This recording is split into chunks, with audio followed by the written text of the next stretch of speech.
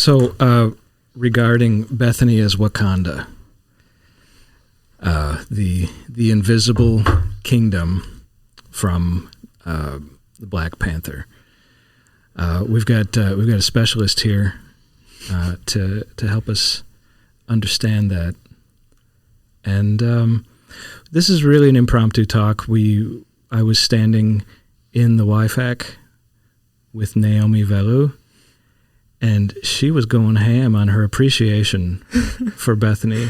And I thought, let's just move this to some comfortable chairs. And then we swooped in and brought along Jenna Thompson from her office, which was surprisingly empty. It's so unusual that she's alone in that room. So I guess I'm feeling swept along by the Holy Spirit here. Naomi, part of what got us going earlier, and I'm just going to try to jumpstart this. Mm-hmm. Part of what got us going earlier was my claim that if an art student is shopping around looking at colleges, I've known for a long time that Bethany is not the candy shop that they think they want. Can you just start from there?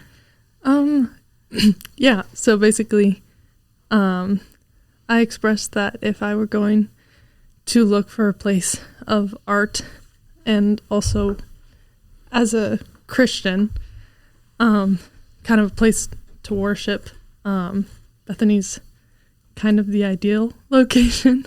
I think Jason made points of how other schools might have huge art facilities that are like 3 times the size of our building.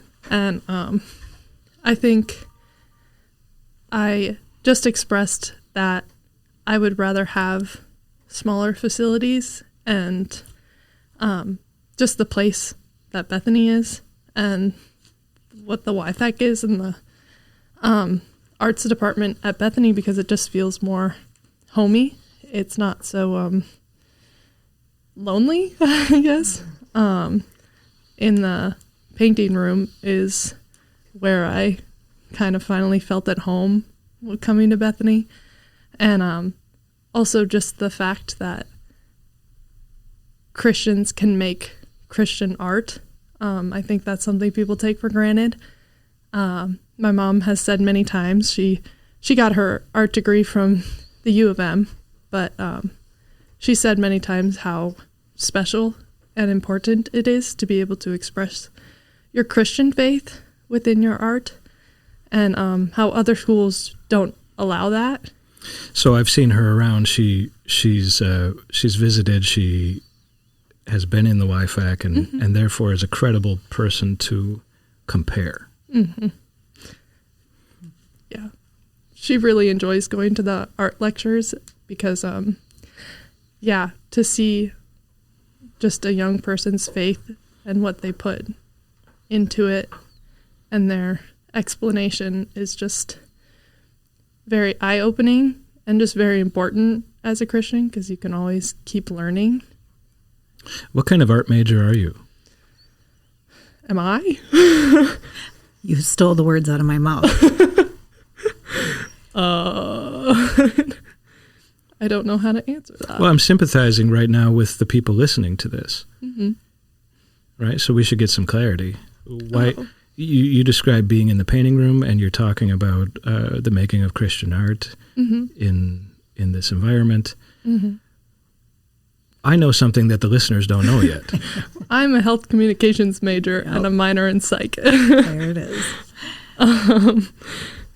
It's, I don't know. It's still very meaningful, and we're meaning seekers as human beings. I guess that's just a good piece of information, I think, to inform this discussion, because it's not like you're advertising your major right now. No, I'm not. You're speaking glowingly about something you are involved in, mm-hmm. but you don't take courses in this major. And I think that's tremendous that that you care so much. Well, I've seen people do it, and I've seen the impact on both my cousins and who are how they? They've Lydia and Nora. Oh, Kratzes. The Kratz girls. Kratz girls. Yeah, I've seen the influence on just their faith and how their art has influenced my faith, and yeah, it's really nice when you can see a work of art and not fully understand it, but then someone can come in with a Christian viewpoint and they made it with a Christian viewpoint and they can explain it, and it, I don't know, it makes sense. And also, and that's the kind of thing that we can do. Mm-hmm.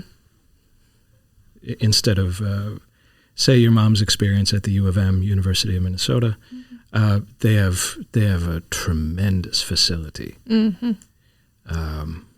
So many different studios, so much equipment, so many course offerings. Feels like I'm advertising for them. So many professors with great credentials, display spaces, huge budgets, you know. Mm-hmm. But you can't really get what we do well at a place like that. Yeah. No, I don't think you can. I think when there's an absence of faith and God and just what you believe, and also just restrictions, I think it's harder to make art that is actually meaningful to you specifically. What do you mean by restrictions? I guess just not being able to, paint or draw or, something about your faith and explain it and get a good reaction to it, I should say. You could do it, but you don't know you don't feel maybe as safe doing it. Mm-hmm. Yeah. Well, so what I've learned is that you're somebody for whom your faith is central. Mm-hmm. It shapes your view of everything, and while you're not a painter, studio artist, I think you're expressing an appreciation for people in that field who can feed or stimulate new perspectives for your faith. Yeah, for sure. I mean, I think there's always, this is kind of answering a question. There's a quote that I always have remembered, and it's by an atheist, and he said, how much do you have to hate someone to believe that everlasting life exists and not tell them? And I think that can be, I don't know, a part of every life. Everything you do. I mean, even just at the grocery store or your occupation. I mean, as a health communications worker, in the future, I'll be able to share my faith in ways that I don't fully know yet. But at the end of the day, that's the most important thing. Yeah. I had a conversation with somebody recently who we just agreed, it was Maida, my daughter, that if you just build your worldview on heaven, start with heaven. Mm-hmm. It just helps you with your perspective on everything else. Mm-hmm. I want to take our discussion back to what you said about being in the painting room, mm-hmm. because I know that that's a phenomenon. I'm often here late, and I see lights on in there, or even not even late all the time. There's people who, air quotes, don't belong in there, who are in there. Mm-hmm. And I find that very satisfying. I think of I have a strength, I think, in building culture, building a space that feels safe, that is fun, but doesn't need me to be there for it to do what it's intended to do. So know that I did that on purpose. I built that space or designed that space, kind of rebranded it in the last few years to do what happened to you. Mm-hmm. So let's just figure out why do you like it? It's homey. When I got here my freshman year, it was, first week of college. It's not the easiest thing. And I would go to the painting room and I could just sit there and look at all the art and understand from my point of view what I took away from it, and then also I could have it explained to me.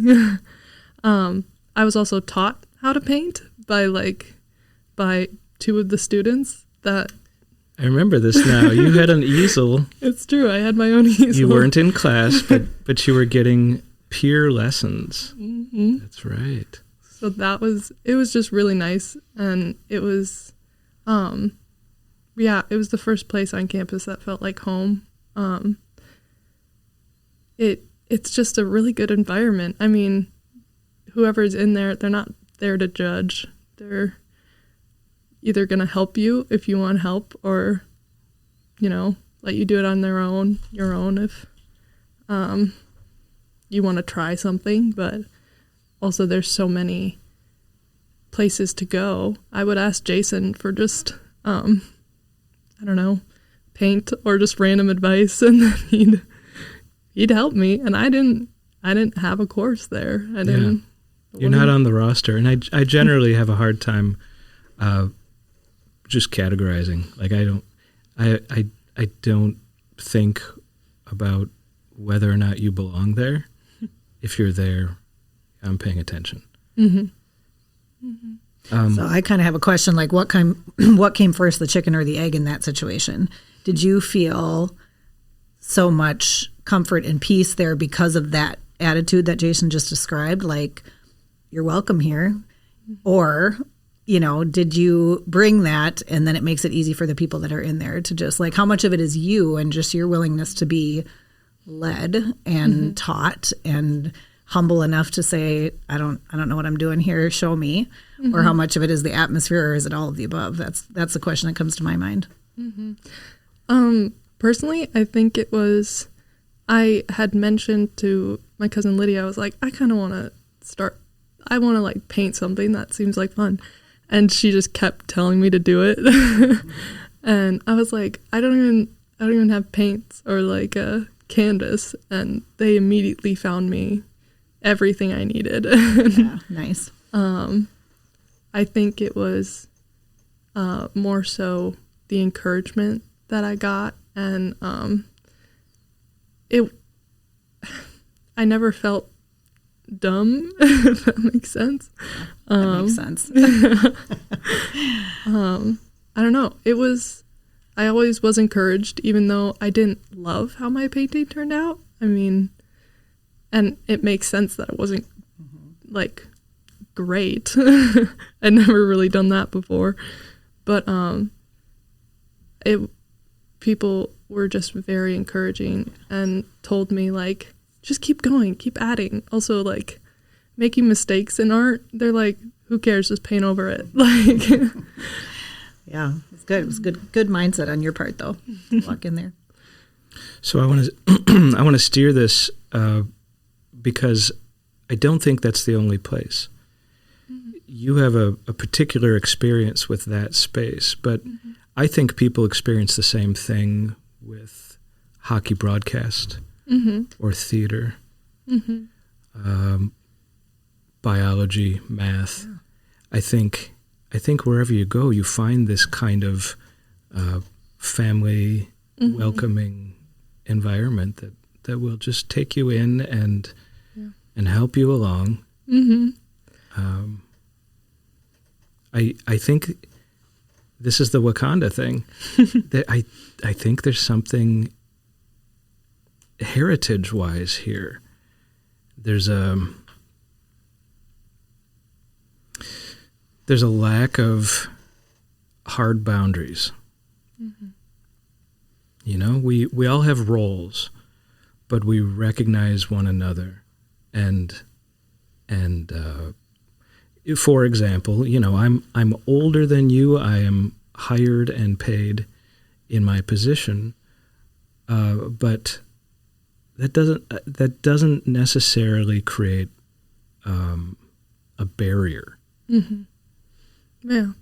And there's something culturally about Bethany that I think recognizes that we're all kind of co-shepherds. It's not necessarily shepherds and sheep.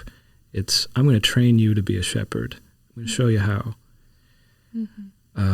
That was done to me. So generations, roles, these kinds of things are a fuzzy boundary, and even like roster is a fuzzy boundary. This is bad for business. It's not, you know, like we should be charging tuition and you shouldn't be able to get in and use our stuff. But the culture of Bethany, I just think is very relational. And it's not just the painting room. I just want to It's not. make that point.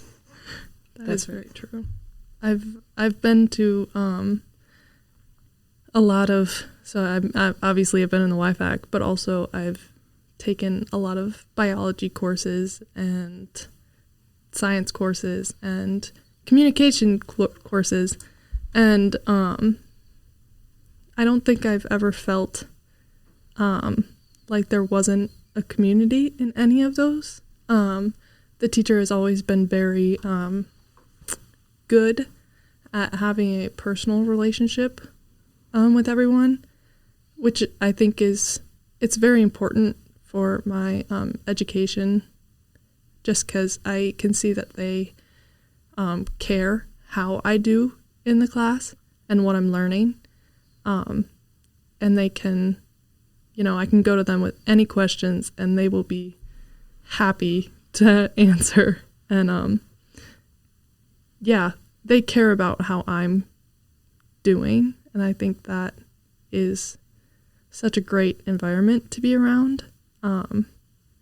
Yeah. So let me move that just slightly, because I think that happens outside the classroom too. Look at us right now. Yeah.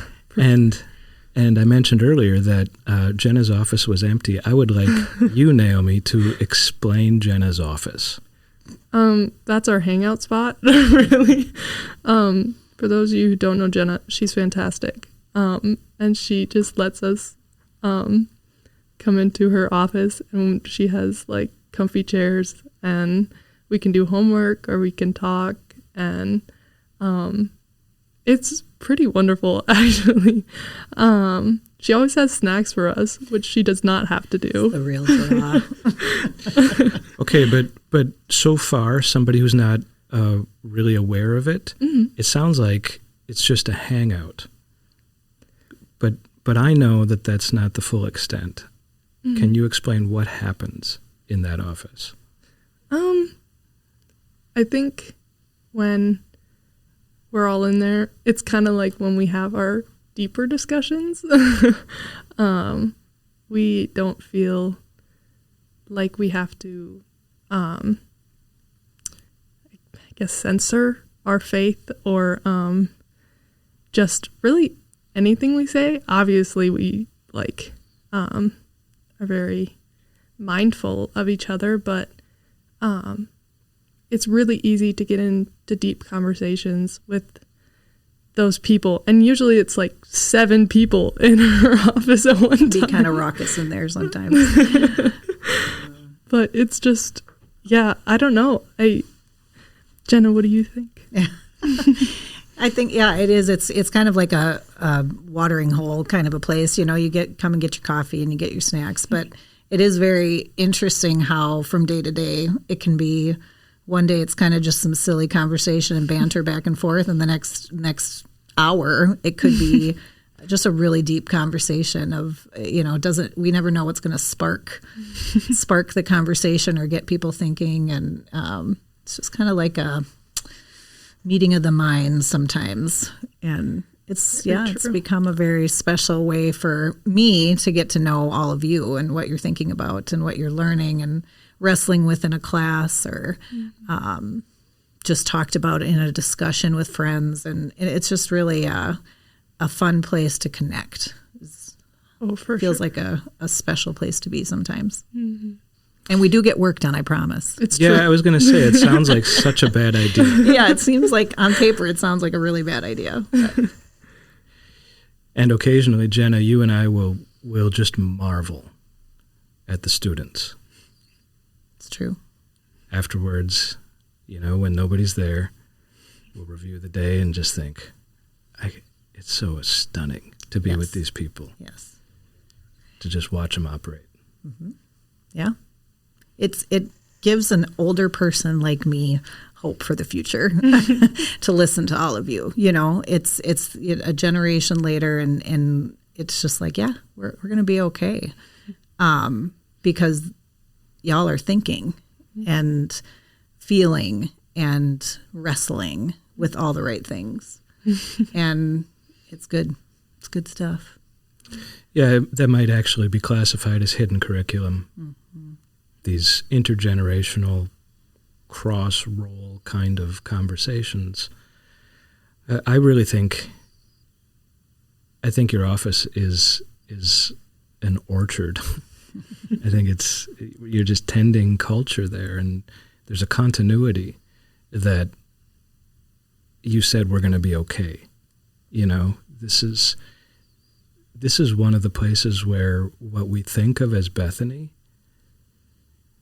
is being watered and given sunlight. It's really a nurturing environment. Mm-hmm. What do you think of this term? I said this the other day to somebody, and I've been thinking about it ever since, that there's a kind of subtle liturgy here on campus. You know, when we think of liturgies in our lives, it's things that we come back to again, that, you know, we return to again and again, to give us some equilibrium. Mm-hmm. And I was thinking about that here on campus, that I think we have a lot of those subtle liturgies that if somebody asks you to put your finger on it, you know, why is this working? Or why do you feel the way you do? Why do you go into the painting room and feel like it's home? You know, that was the term you used. Mm-hmm. I don't know why, right? Like, is there some quantifiable thing we can point to? No, I feel like it's more of those little subtle liturgies that you can't quite put your finger on, but they're there and they kind of permeate the culture. Can you give an example of what you mean by a subtle liturgy? Well, an obvious one would be daily chapel. You know, it's something that maybe isn't always doesn't fill a convenient place in the schedule for somebody, or, you know, or something like that. But we do it every day, and it's part of the culture here, and it's just something we do. And so that's maybe a more obvious one. But what we were just talking about in the office is a subtle liturgy. You know, we come in there every day. I mean, I come in there every day because it's where I do my business. But, you know, others come daily. And would you be able to say why? You know, I don't know. You know, why do I stroll upstairs past the painting room or stroll upstairs past the sculpture room to catch a glimpse of what's going on? It does something. It feeds the spirit in a way that is maybe not quantifiable, but it makes sense to do it.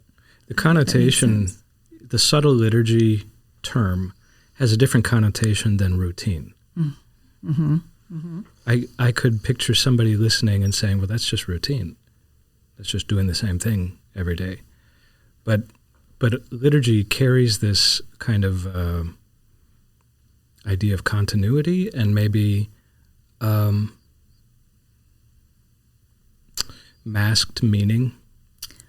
Yes, because routine is a checked box, right? It's something you do to check the box.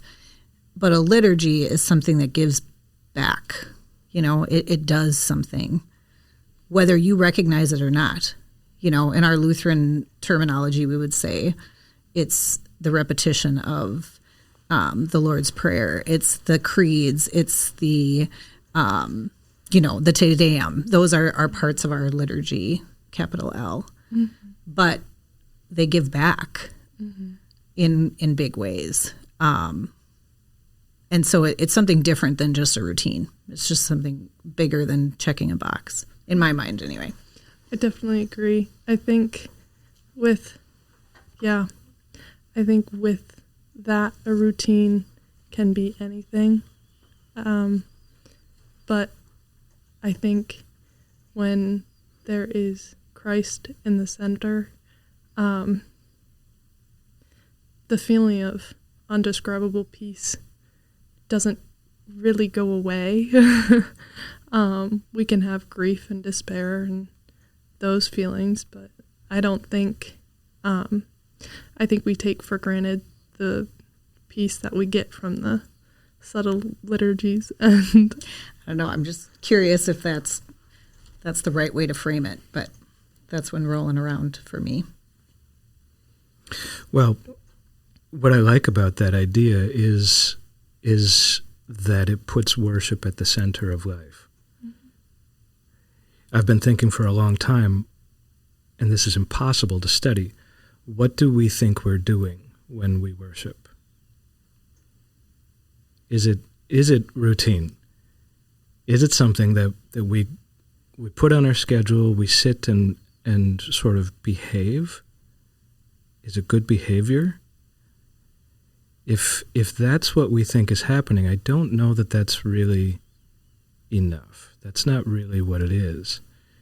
I think we have to know that we're in the throne room and that God is present.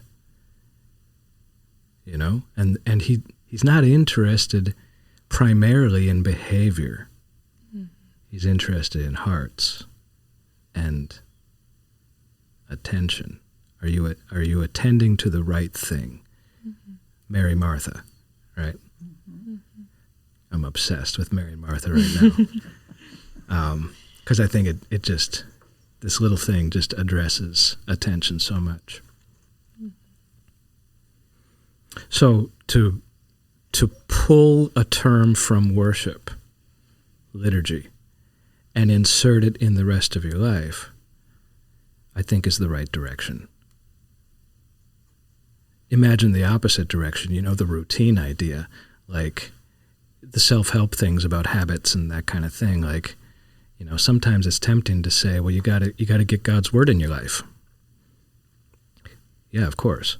Mm-hmm. Right?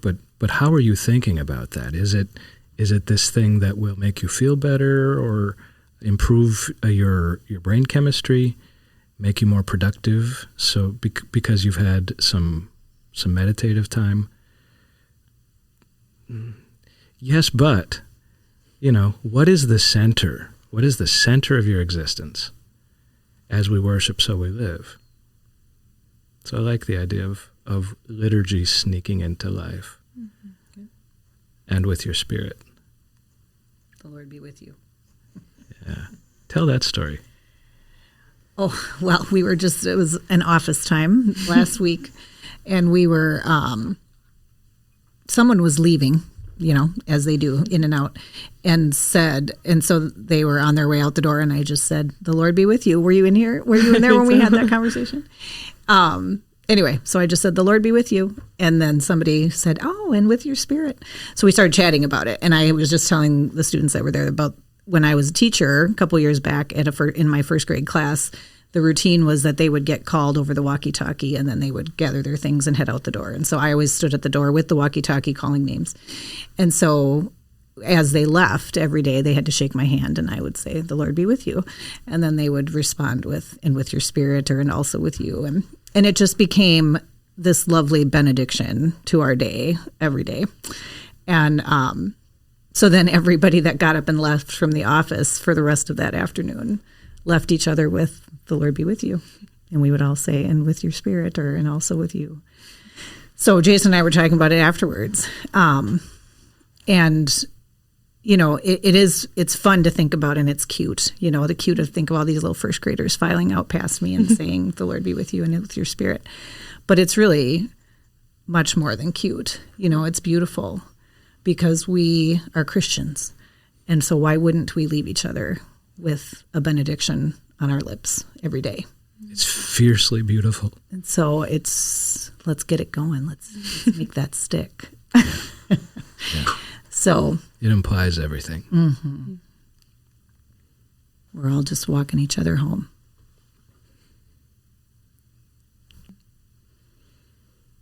Impromptu episode.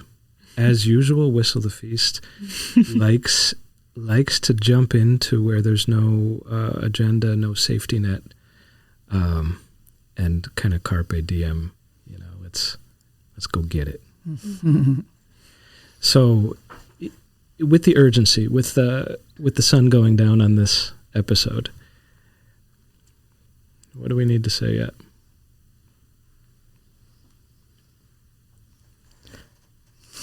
More importantly, what do our readers need to contemplate? Think of it as a gift. Do you want me to do it? Yeah. Oh, I guess through all walks of life, through prayer and thanksgiving, living for Christ, and no matter where you are, even if you're at Bethany or if you're at the U of M, even finding ways to share Christ and just keeping your own faith. It improves your day. Nothing in the Bible is there to make your day worse. Everything that God says is beneficial to our life and to our mentality. It's also something I've been learning lately, but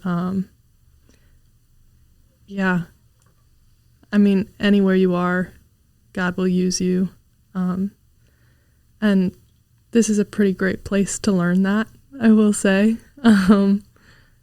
It's been very beneficial, and just the talks I've had with people care. They do, which is really nice. It's really nice to talk to people who will listen, and give good advice as well, say things that I would never have thought about. I mean, at the end of the day, God's the most important. Yeah, Jesus died for you. It's a pretty great blessing.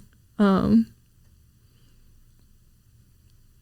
I add more? You were prepared to answer. Jenna, what do you want to say into the earbuds? The Lord be with you.